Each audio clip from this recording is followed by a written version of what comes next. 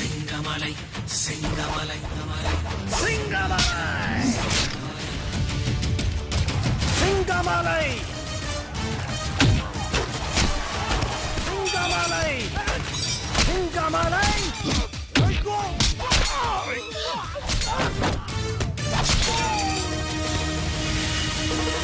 Halo sahabat, apa kabar? Semoga selalu sehat dan senantiasa bahagia. Terima kasih sudah subscribe dan selalu setia menyimak video-video SLMT TV tanpa skip. Kali ini SLMT TV tentunya kembali hadir menemani waktu bersantai sahabat dengan alur cerita film-film pilihan. Film yang akan dibahas kali ini berjudul Simhadri.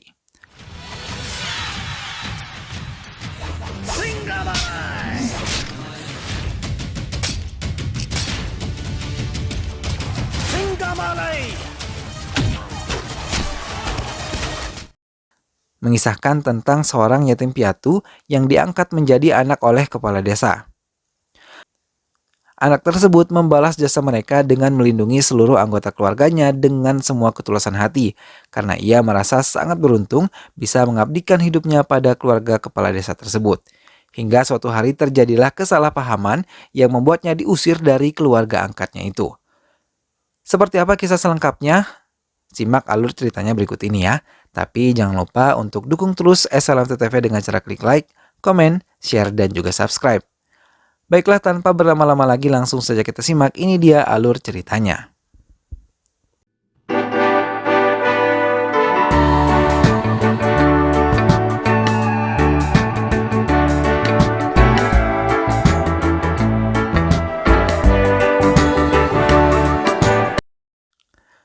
Hujan mengguyur desa Visakhaptam selama 48 jam penuh, membuat kepala desa Rambupal Farma membawa semua penduduk desa berlindung ke kuil.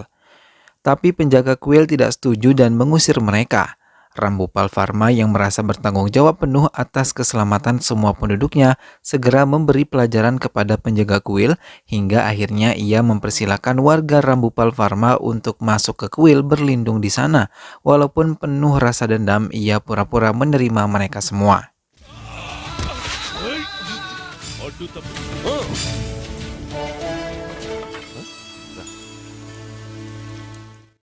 Seorang anak kecil bernama Simhadri mencuri dengar penjaga kuil dan pendeta yang mau meracuni sumber air yang akan dipakai penduduk untuk minum. Ia segera berlari berniat melaporkan apa yang telah ia dengar semuanya. Namun anak buah penjaga kuil berhasil menangkapnya kembali dan mengurungnya di sebuah gudang. Dari dalam gudang ia melihat Rambupal Farma dan istrinya mau meminum air yang berasal dari sumber tadi. Ia berusaha berteriak tapi usahanya sia-sia. Simhadri melihat ke sekelilingnya. Ia menemukan korek dan juga bensin. Ia kemudian segera melemparkan bensin ke sekelilingnya dan menghidupkan api hingga gudang tersebut terbakar. Rambupal Farma yang hendak meminum air terkejut melihat api dan memerintahkan penduduk mengecek gudang yang terbakar. Mereka terkejut melihat anak kecil terkurung di dalamnya. Setelah Simhadri bebas, ia menjelaskan kalau penjaga kuil dan juga pendeta telah memberikan racun ke sumber air. Kemudian ia dikurung dan sengaja membakar gudang tersebut untuk mengalihkan perhatian penduduk.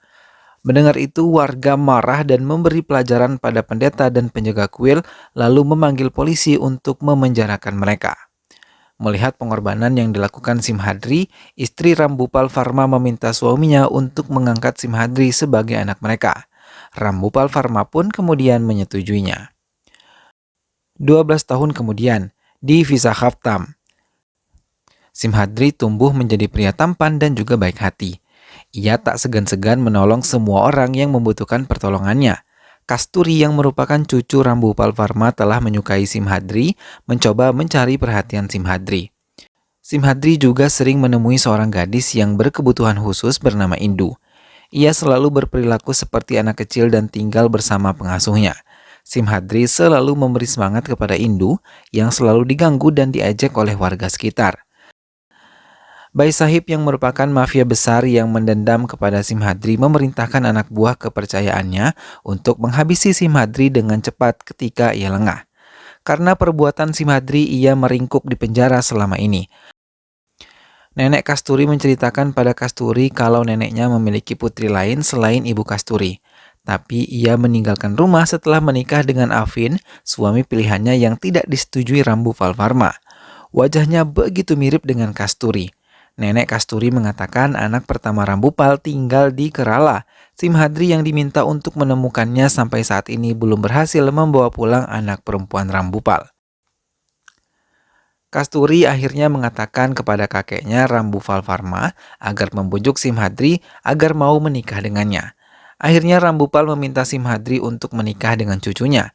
Simhadri yang merasa hutang budi kepada Rambu Palfarma menerima tawaran tersebut untuk menikahi Kasturi. Pernikahan telah siap dilakukan. Tiba-tiba ayah Kasturi yang tidak menyetujui pernikahan putrinya dengan Simhadri melempar Indu ke hadapan Simhadri. Yang terkejut melihat keadaan Indu penuh dengan luka. Indu dengan polosnya mengatakan kalau ia dipukuli oleh ayah Kasturi karena ingin melihat pernikahan ini.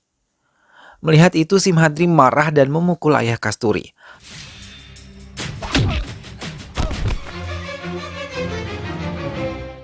Rambu Palfarma terkejut melihat Simhadri marah terhadap menantunya yang meracau kalau Simhadri memiliki hubungan khusus dengan Indu.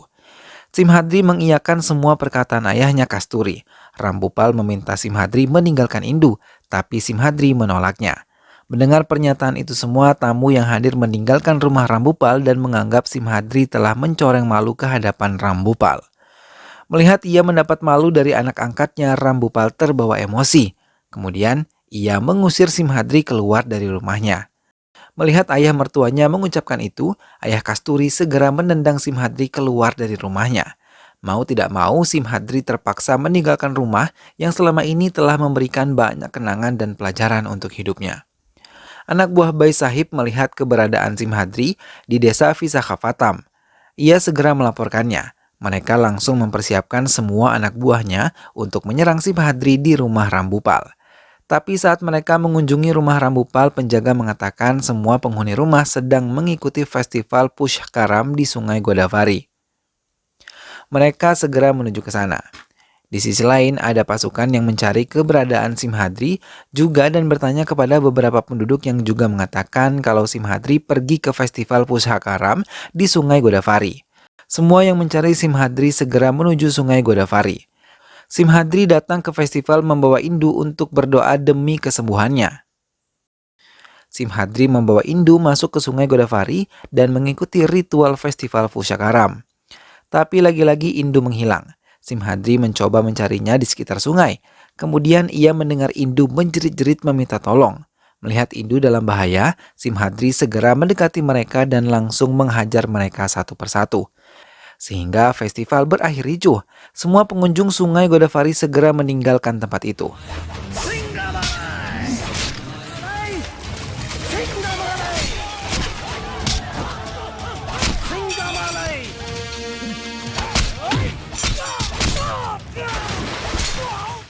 Rambu Palfarma tercengang melihat kebrutalan Simhadri menghabisi orang-orang tersebut.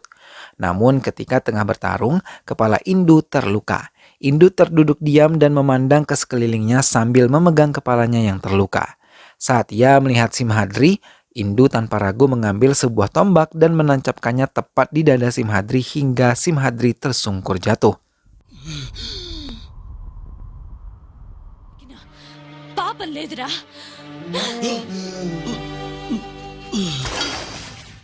Sambil menangis, Indu memandang Simhadri yang terkulai lemah bersimbah darah. Melihat Simhadri terluka, Rambupal terkejut. Mereka segera membawa Simhadri ke rumah sakit. Dokter mengatakan keadaan Simhadri kritis dan ia masih dalam keadaan koma. Puluhan bus datang memenuhi rumah sakit meneriakkan Singamalai.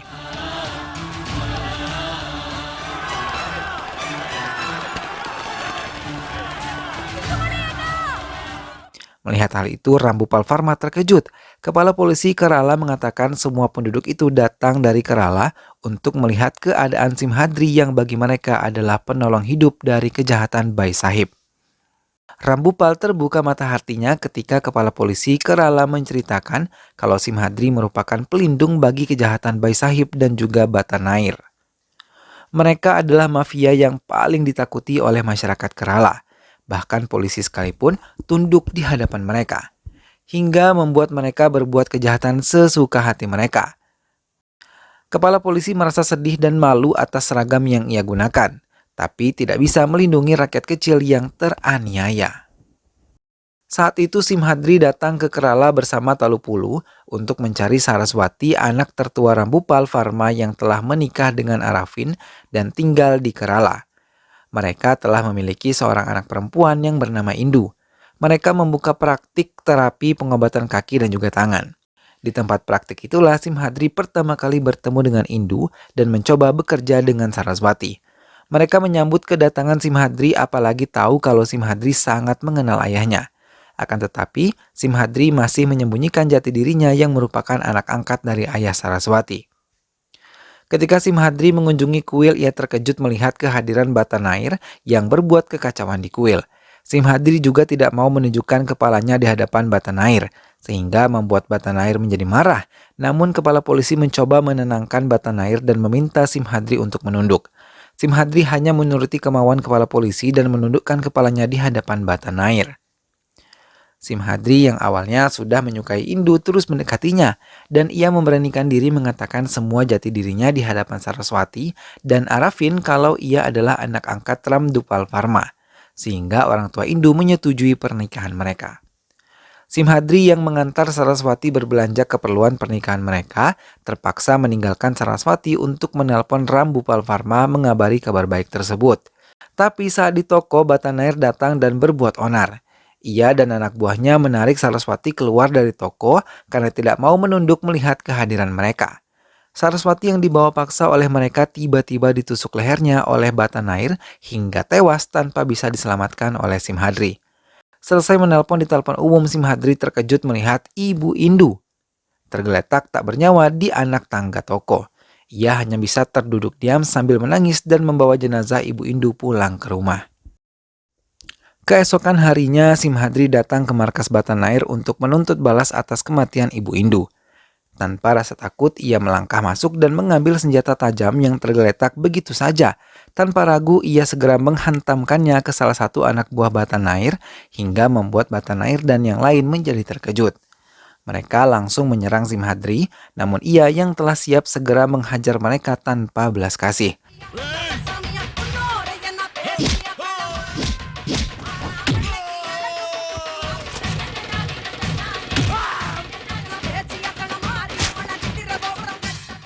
Mereka termasuk Batanair, berlari ke arah kuil dan berharap bisa mendapat perlindungan. Tapi masyarakat yang tengah berkumpul malah mendukung Simhadri menghabisi Batanair dan anak buahnya. Sehingga seorang wanita yang pernah diperkosa secara bergilir oleh Batanair dan anak buahnya meminta Simhadri segera memusnahkan Batanair yang sangat kejam dan meresahkan mereka. Mendengar permohonan itu, Simhadri mengangkat tubuh Batanair yang telah lemah dan tanpa ragu menghantamkannya ke pintu kuil yang terdapat beberapa ukiran yang meruncing, hingga darah mengalir deras membasahi seluruh tubuh Simhadri.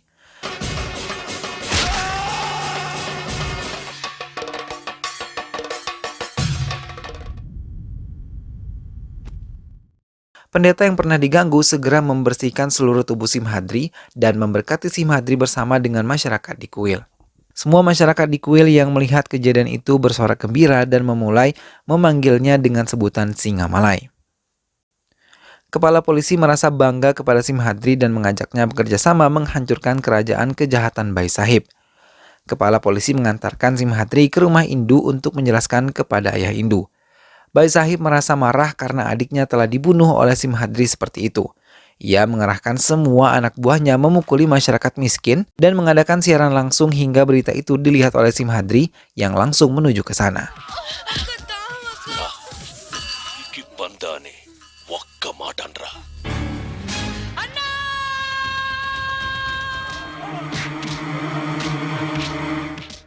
Simhadri segera mendekati mereka dan langsung menghajar mereka satu persatu.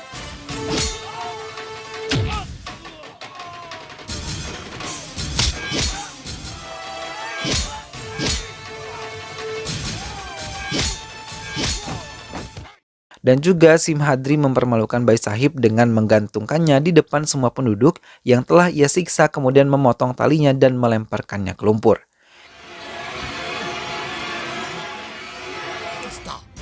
అప్పటి వరకు ఇక్కడే ఉంటా త్రివేంద్రం నడి బొట్టున నిలబడతా ఈ సింహాద్రి మీసం మీద చెయ్యేస్తే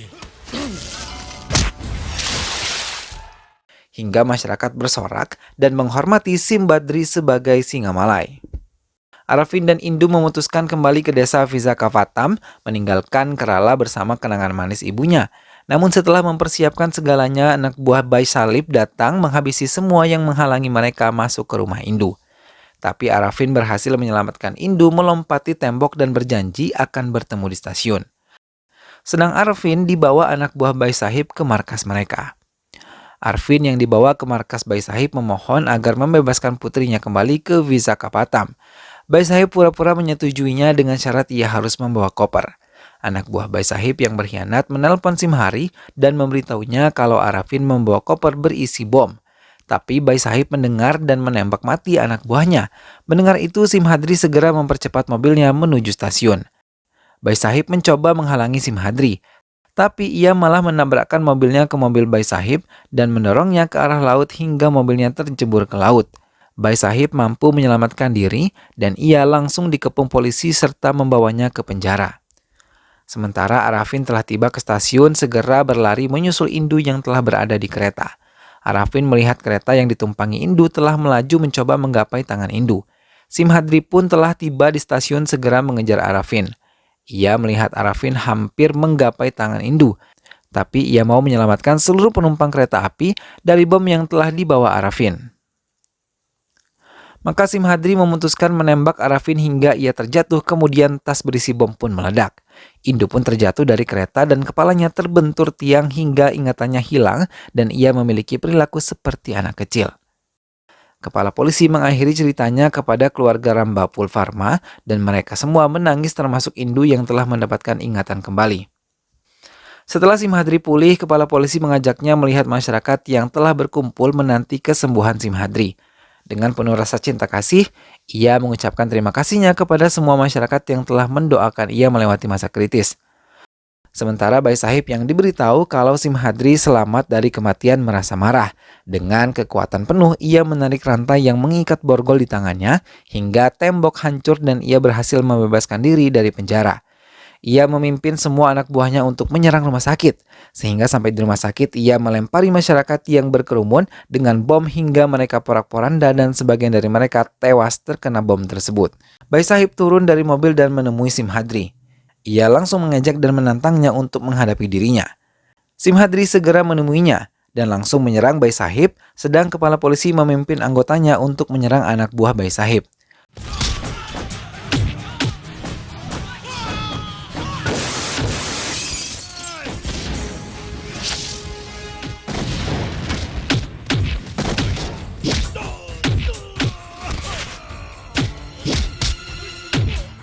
Simhadri menghadapi Bai Salib dengan segala kemarahan dan dendam di hatinya hingga ia menyerang dengan membabi buta.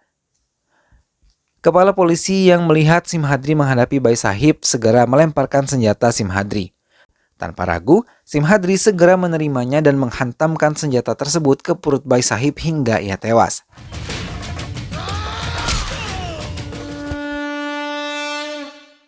Simhadri kemudian ke keluarga Rambupal Pharma. Dengan gembira mereka menyambutnya dan meledeknya untuk memilih antara Indu dan juga Kasturi. Simhadri tidak dapat memilih keduanya, ia malah menganggap mereka adalah adiknya sendiri. Dan film pun selesai. Nah sahabat, itulah tadi alur cerita film Simhadri. Perjuangannya dalam melindungi keluarganya benar-benar patut diacungi jempol. Semoga sahabat semua terhibur setelah menyimak alur cerita film ini. Sampai berjumpa lagi di alur cerita film-film yang lainnya. Terus dukung SLM TV dengan cara klik like, comment, share, dan juga subscribe. Terima kasih ya sahabat sudah menyimak video ini sampai akhir. Kita ketemu lagi di lain waktu. Wassalamualaikum warahmatullahi wabarakatuh. Sehat selalu sahabat.